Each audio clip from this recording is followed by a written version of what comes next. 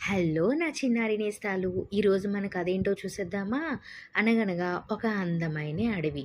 ఆ అడవిలో చాలా జంతువులు నివసిస్తున్నాయి. అందులో ఒక నక్క ఎప్పుడు యానిమల్స్‌ని తినేద్దామా, దాని కడుపు నింపుకుందాం అని చూసేది.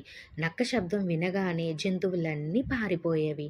ఎక్కడో దగ్గర దాక్కునేవి. దానికి ఏమి తినాలో దొరక్క ఆకులు తింటూ నక్క నీరసించిపోయింది. ఈలోపు అటుగా వెళ్తున్న పిల్లి నక్కకి ఒక సలహా ఇచ్చింది. ఈ దగ్గరలో ఒక ఇంట్లో విందు జరుగుతుంది. వెళ్లి తినేసొద్దామని. జనాలు లేని సమయం చూసి అంతవరకు దాక్కొనున్నవి జనాలు వెళ్ళిపోగానే ఇద్దరూ తినడం మొదలుపెట్టారు.